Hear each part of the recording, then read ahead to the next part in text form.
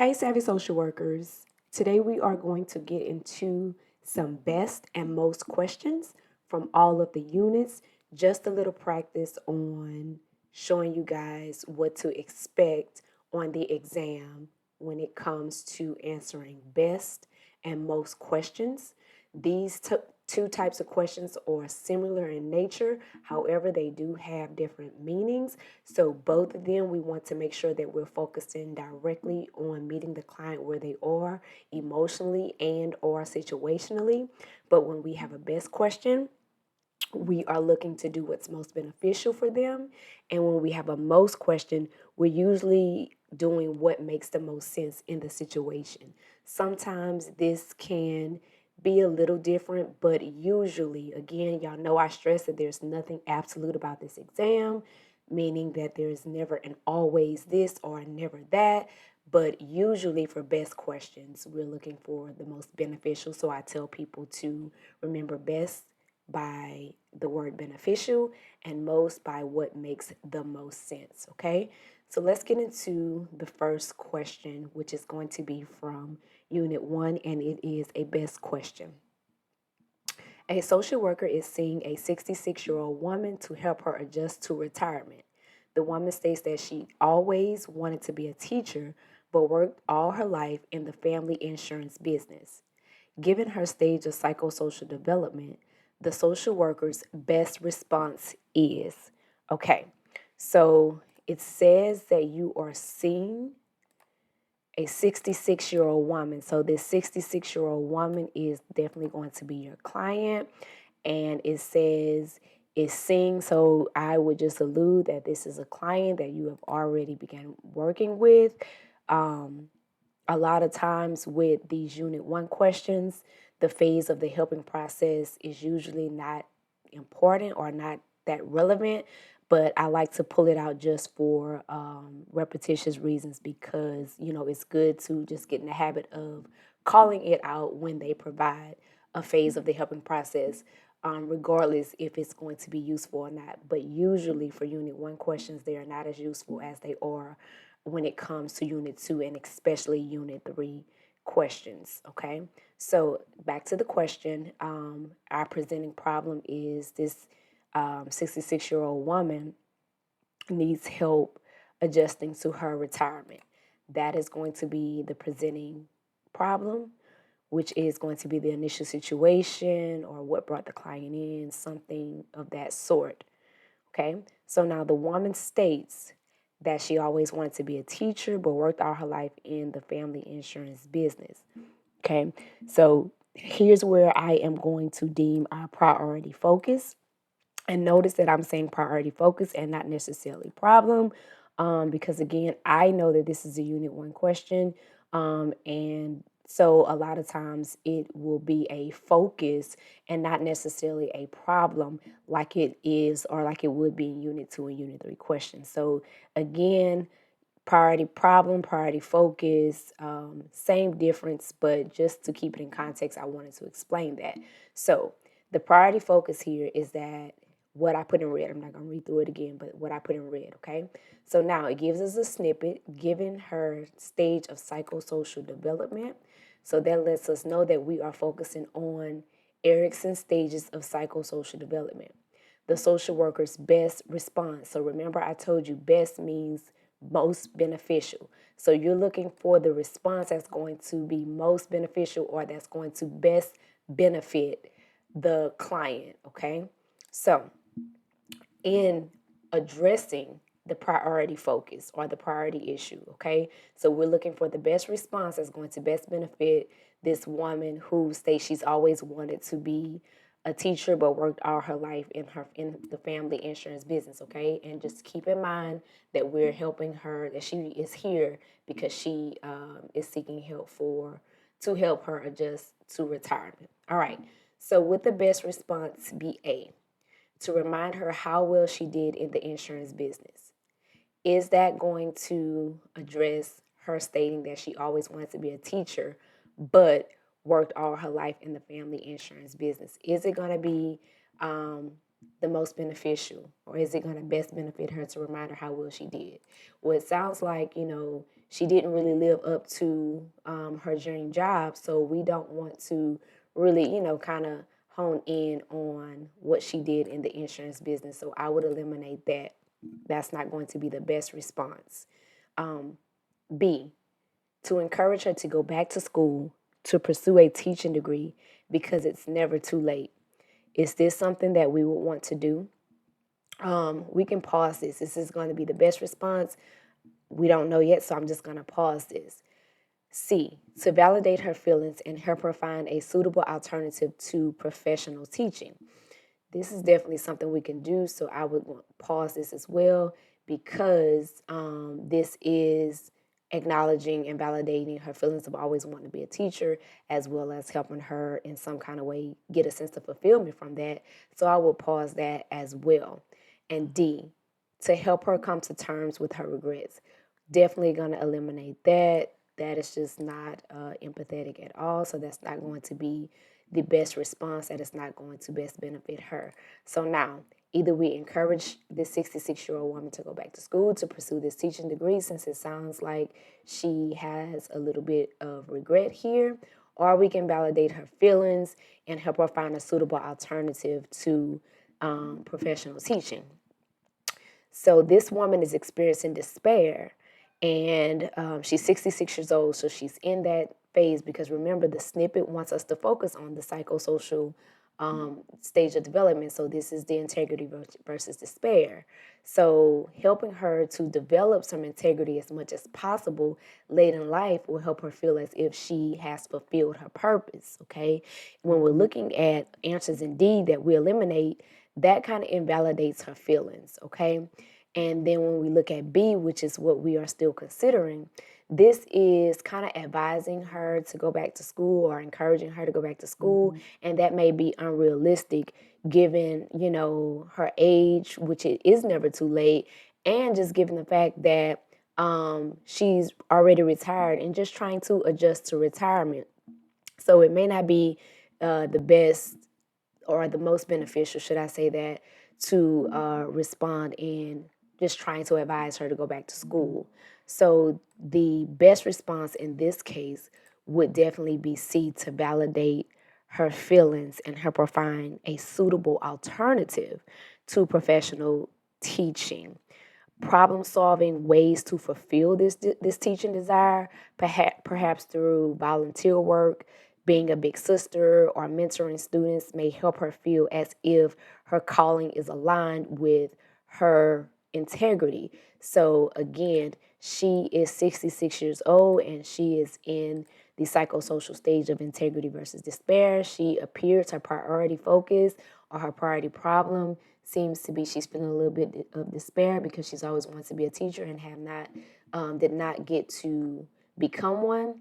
So the best way for us to respond would be to validate her feelings and then help her find something that is a suitable alternative to teaching to help her feel a sense of integrity at this point in her life. Now we're going to do a most question from Unit 1. A school social worker learns that a 10-year-old student has just been placed in foster care due to physical abuse by her parents. The social worker has had many referrals for this student in recent weeks concerning incidents of bullying other children. This student's behavior is most likely a result of, and looking at the answer choices, I already see that they're wanting me to pick out a defense mechanism. So we need to pay attention to our role. Just for best practices, we are a school social worker, and we learned that a 10-year-old student has just been placed in foster care due to physical abuse by her parents. So that is going to be our presenting problem. Now, the priority problem here is going to be all of these referrals that the social worker has been receiving. So the student's behavior is most likely a result of. So that means which one of these defense mechanisms makes the most sense for the student's behavior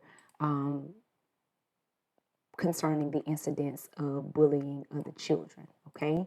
So she's just been placed in foster care due to physical abuse by her parents, and now she is bullying other children. Is this most likely a result of displacement? possibly, because we know that the defense mechanism of displacement is when you are shifting your behaviors or your thoughts to a less threatening target, or you're taking, your frustration out on someone else rather than the people who you are or the person who you are really upset with. So that could definitely be the case. Reaction formation, okay? Reaction formation is just acting opposite of what you really think or what you really believe. So in this case, I would not think that her bullying other children because she's been physically abused is reaction formation. Projection. Okay, so we know that when we project stuff, that we put our, our thoughts or our attitudes and stuff, and we do that on other people, so that we basically take how we're feeling and we just project it like to the other person, so that we can say that, that that's how they're feeling. Or that's the attitude that they have. Instead of just owning up to it ourselves, we will project our feelings and our thoughts and our attitudes on others. So, we can pause that one, but I'm really not thinking that that's going to be the answer. And D, incorporation. Incorporation is one that we don't really hear about a lot, but it is a defense mechanism. It's when you are taking your values, your attitudes, expectations, preferences of someone else into your own identity. So you're incorporating somebody else's attitude or somebody else's values into your own identity. So basically just kind of copycatting somebody is what I think of when I think of incorporating. And so that has nothing to do here. So that means either this child is displacing her anger or she's projecting her thoughts and feelings on other people. So now she has just been placed in foster care. So she's been physically abused, and now she is bullying other children. So that really, really sounds like she is displacing her feelings. She's taking her frustration out from her parents on less threatening targets as such as the kids at her school. So I would definitely say that A would be the answer here, because again, the student cannot really strike back at her abusive parents. So she is displaying this displaced aggression toward other children with whom she can, be rude to or maybe bully or push around. So the answer for this one is going to be displacement.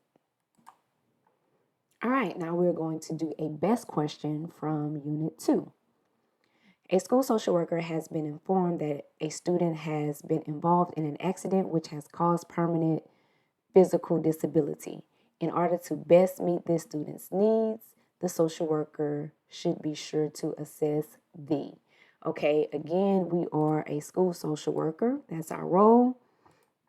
And it only gives us one situation. So that is going to be what I consider the priority, the presenting and the priority. So we have a student that's been involved in an accident which caused permanent physical disability. So we have the snippet here in order to best meet the student's needs. So that means we need to meet this student where she is, he or she is, and do what is most beneficial for the student, what the student needs at this time. Keeping in mind that her priority is that she is now permanently physically disabled. Okay, so the question is asking the social worker should be sure to assess.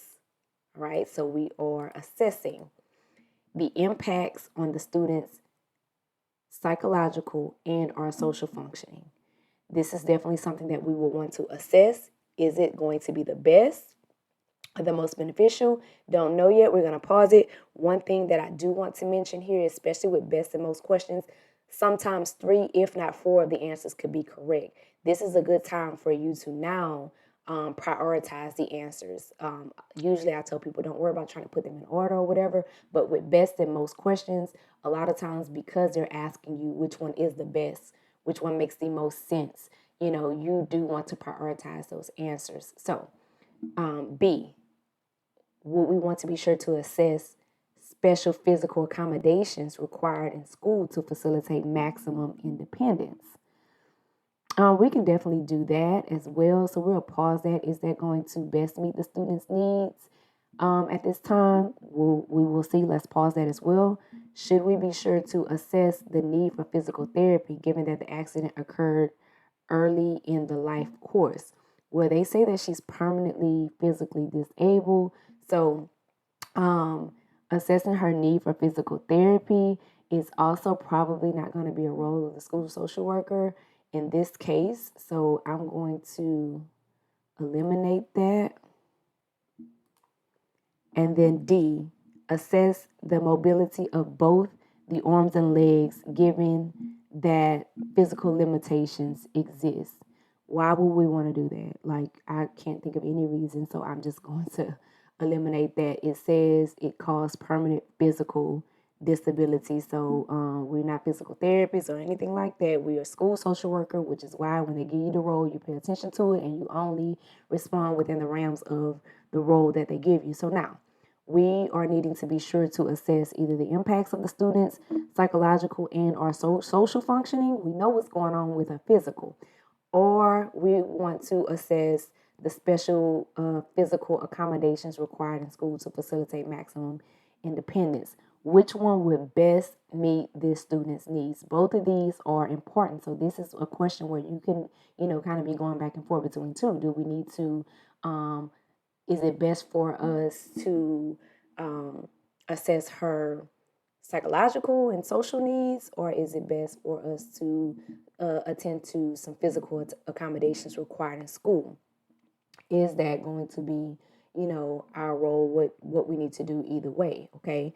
So one thing that I will say is that the social worker must recognize the impact of the disability on all aspects of the client's well-being, not just the physical restrictions. Okay. Systems theory is based on the concept that when one thing changes in the systems, other aspects are also affected. The student has experienced a change in physical functioning. This will likely impact on psychological and social well-being as the biopsychosocial functioning as an individual is interrelated. Okay, performance in these domains will affect the spiritual and cultural aspects of one's life as well. Okay, so assessing the impacts on her psychological and or social functioning is going to be the best way to meet her needs, because we know that her physical limitations is going to affect her all the way around her life. So we want to see how is this going to impact her psychological functioning. How is this going to impact her social functioning? Suppose, she was an athlete. Suppose, she was a cheerleader, or, she was a part of these different groups and clubs. How is this now going to change her life? That is what's going to best meet her needs. Special physical accommodations required in school to facilitate maximum independence. That is also something that we can assess for, but let's meet her on a personal level. It says in order to best meet the student's needs. So what's going to be most beneficial for her is to assess the way that she's impacted first, and then we can worry about putting all the other accommodations and things in place. So again, I want to stress this is the best question. And so, the most and best questions to me are the trickiest, because both of these are good answers, but again, you have to pick one which is higher than the other one, which one takes more priority than the other one. And in this case, the answer would be A. Now let's do a most question from Unit 2. A social worker believes that a client is experiencing signs of trauma from a devastating event in his life several years ago. The most effective method for determining the existence of these symptoms is through. All right, so basically, here we go. This is one of those short ones again. So we know all we got to do is focus on that main thing. What the social worker is believing. A client is experiencing signs of trauma from a devastating event that happened several years ago. So we're looking for the most effective method for determining the existence of these symptoms, okay?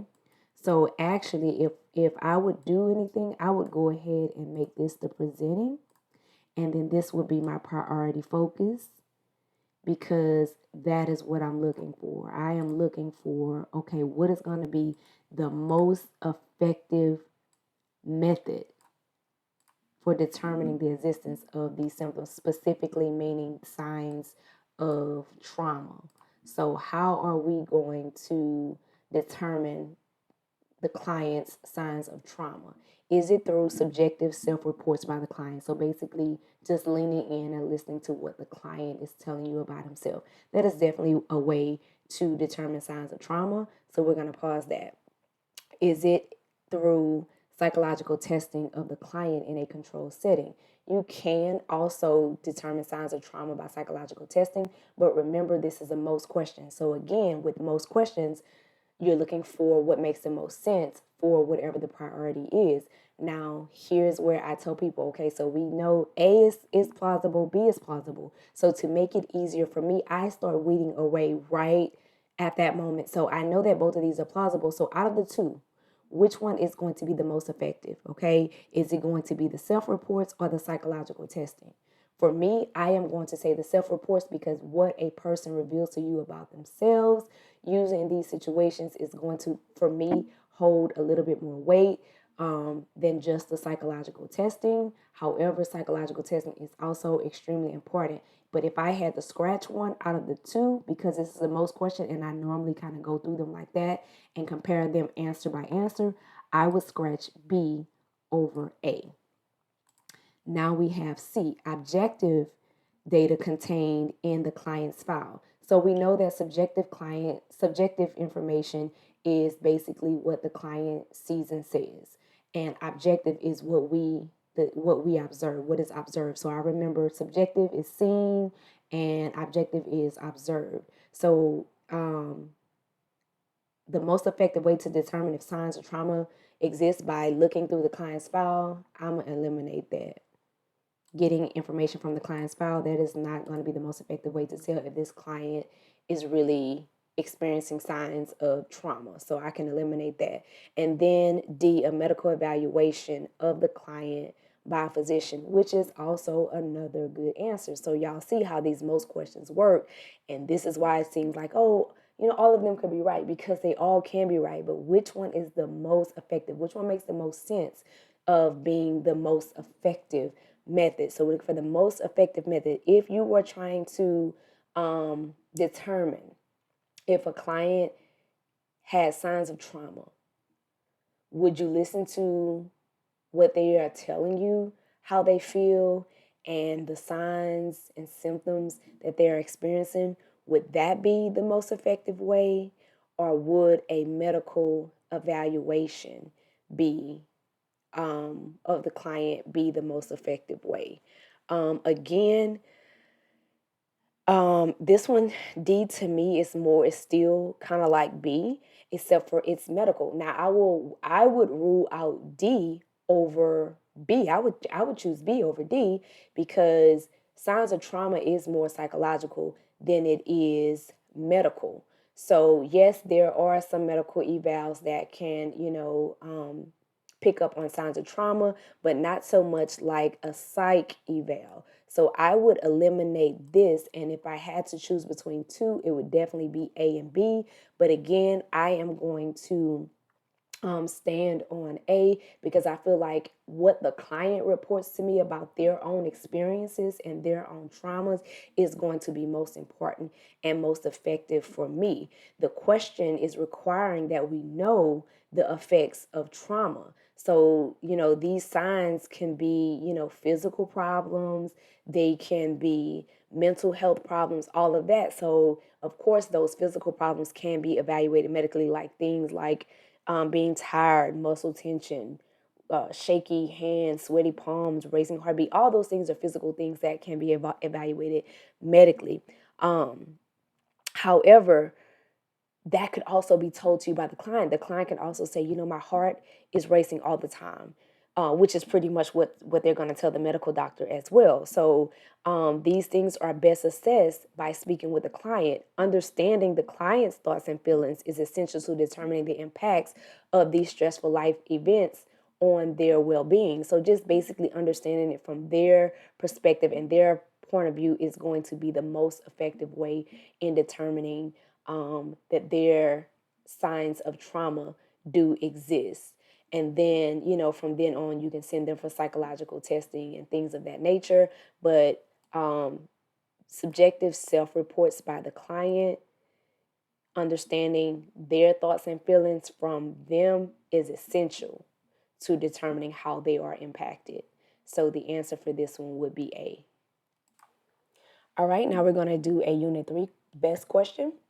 A social worker begins working with a 16-year-old client who was sexually abused by a former step parent. The social worker believes it is important for the client to be able to talk about the abuse in order to deal with the complicated feelings the client has already expressed.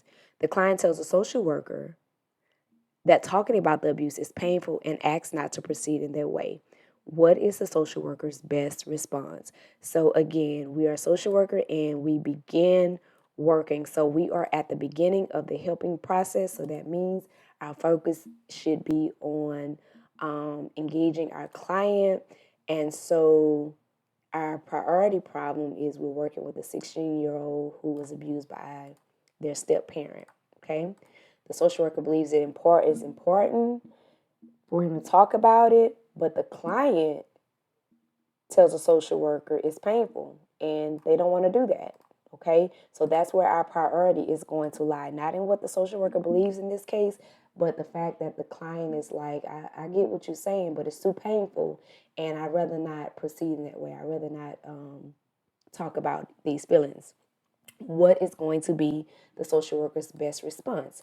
Of course, best again means that we are going to meet the client where they are situationally and emotionally and do what benefits them best. Okay, so would the best response be to reiterate the importance of dealing with feelings through talking about the abuse? Well, no, I'm not going to reiterate it when the client is being adamant about telling me that it's painful and they rather not do that. They don't want to proceed in that way. We will want to respect the client's wishes. We do not force our clients to talk about things that they're not ready to talk about, okay? So I'm going to eliminate that out the gate. B, change the course of treatments as the client's request. Okay, so I would pause this, not saying that this would immediately be the answer, not sure, but changing the course of treatment as a client request would be honoring the client's self-determination. So if there is a better answer, then we will go with that. But for right now, we're going to pause it. Choice C, refer the client to a support group to hear from others who have experienced the abuse. Is this going to address the fact that the client does not want to talk about the abuse because it's painful and asks not to proceed in that way? We can pause that. I still feel like that is kind of disregarding the client's self-determination by saying, okay, you don't want to talk about it, here, go to this support group and listen to them talk about it. So then that might help you, and talk about it. So I guess I can see how that in the social worker's mind would be helpful. But again, we want to keep our focus on the priority problem, which is the client who wants to avoid it because it's painful. So I'm going to pause that one and let's see what D talking about. So D, engage the client's family to provide more consistent support. X, I don't know what the client's family have to do with this, so absolutely not. So now we're between B and C, and we're trying to pick which one is the best response from the social worker in response to the client saying that, talking about the abuse is painful and asks not to proceed in making him or her talk about it. Okay. Either we change the course of treatment because he's asking not to proceed in that way. So that means we change up and we talk about something else, or, engage that client in another way, or we refer the client to a support group. Okay, so here's where the helping process comes into play. You just begin working with the client. Is one of the first things you want to do refer him to a support group? You should be building rapport. So your answer, because you just began working with him, has to be centered around building rapport with the client. So if the client is not ready to talk right now in the beginning, we are going to respect that and we are going to change the course of treatment as the client requests. We're not going to refer the client. We're not going to reiterate the importance of discussing the feelings because we are trying to just build rapport at this time. Changing the course of treatment as requested is respectful of the client's self-determination and is likely to engage the client being that we are in the beginning phase of treatment. Okay, the other options may be appropriate, but they are not best. Remember, this is the best question, as they do not allow the client a voice in the intervention process. So we want to make sure that we are building rapport and engaging with our client.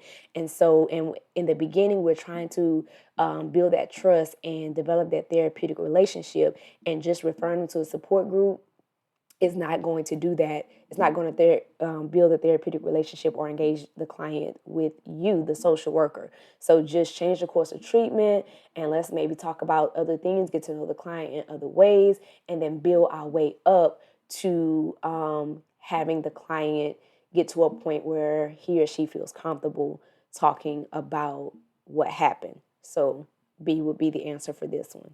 And remember specifically, this is why the helping process is important, especially for Unit 3 questions.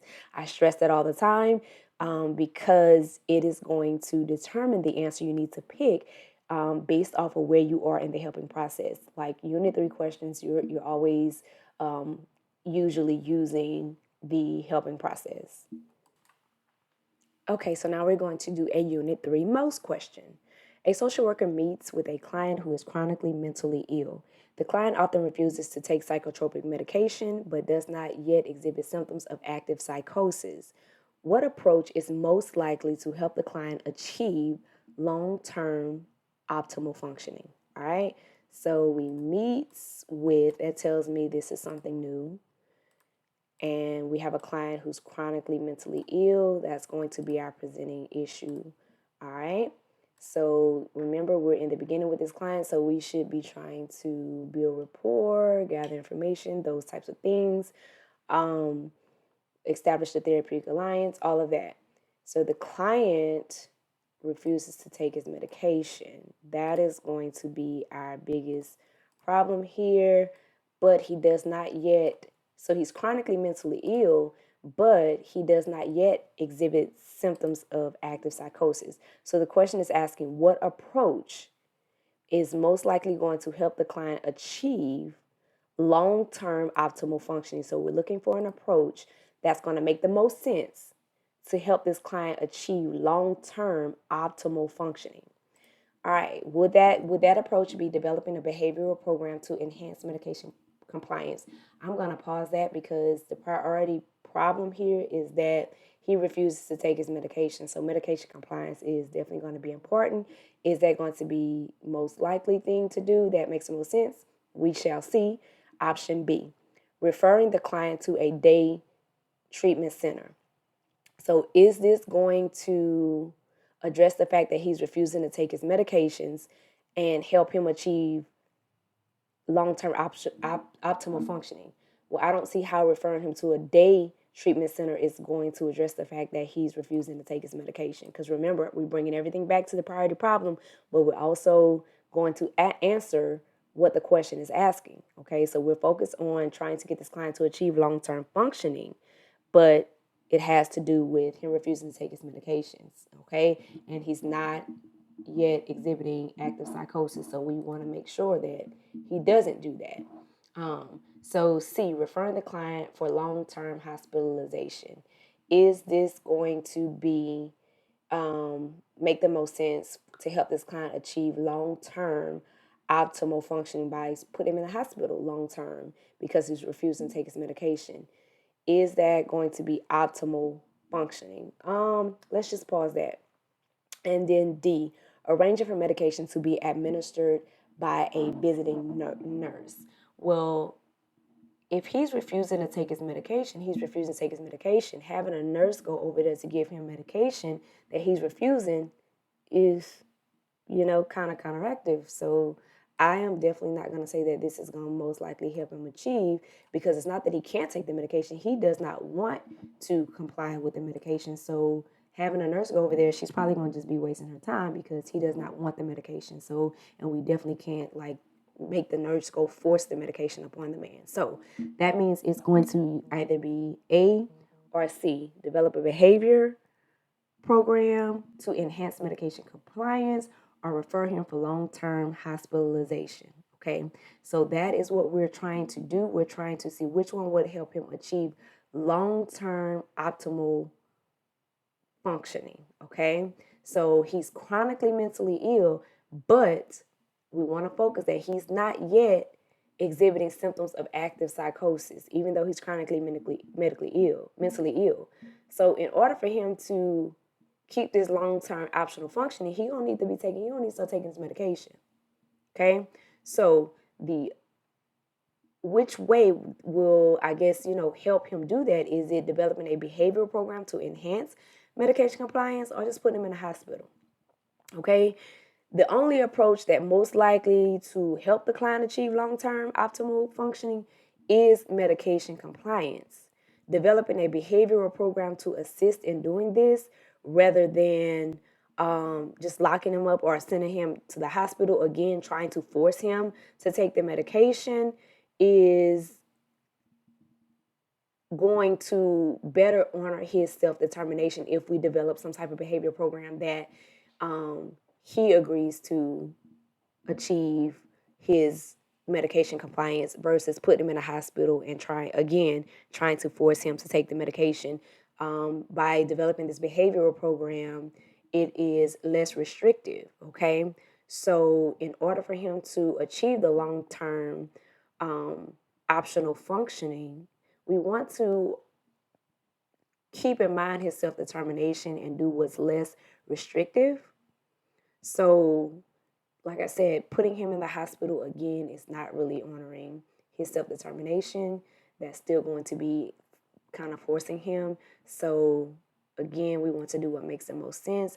And so let's try to develop a behavioral program that maybe we can get him on board with, that's going to help enhance his medication compliance. That is what's going to make the most sense in helping him to achieve long-term optimal functioning so that he can stay out of active psychosis. Okay, remember, self-determination. We don't want to try to force anything on anybody, especially when it comes to medication, because it is the client's choice on whether or not they want to. All we can do is try to tell them the benefits of it and make it easier for them to take it or even want to take the medication, but we cannot force it on them. And we definitely don't want to hospitalize a client because they don't want to take their medicine, especially because he's not yet even exhibiting symptoms of active psychosis. If he was in active psychosis, then that would be a different story, which is why I underline that he's not in active psychosis yet. So we don't want to, consider hospitalization because it's not even warranted at this time. Okay, now we're going to do a best question from Unit 4, Ethics. A social work student is providing therapy during a field placement at a community mental health center. A client reports the urge to overdose on a bottle of medication to escape emotional pain. The student has no experience working with clients who are suicidal. What is the best action for the social work student to take? Okay, so our role is a social work student, and you're providing therapy during a field placement at a community health center. So there's no problem with that. They're just giving us the context of that. So the initial problem or initial situation begins here when a client reports the urge to overdose. This is going to be the presenting problem. I know this sounds like a priority, but even more important than the client telling us that they want to overdose is that the student don't have any experience working with that. So that's even more important, that we have someone in place that gets a client that's suicidal, and they don't know what to do about it. Okay, so that's more important. So we need to address the student not having experience working with this client, because now we need to figure out what we need to do in this situation. So the question is asking, what is the best action for the social work student to take? So now it's saying the best action for the social work student. So our focus is going to be on the social work student, okay, in regards to not having experience working with clients who are suicidal, which is our priority problem. Is the best action going to be A, explore the reasons for the client's pain?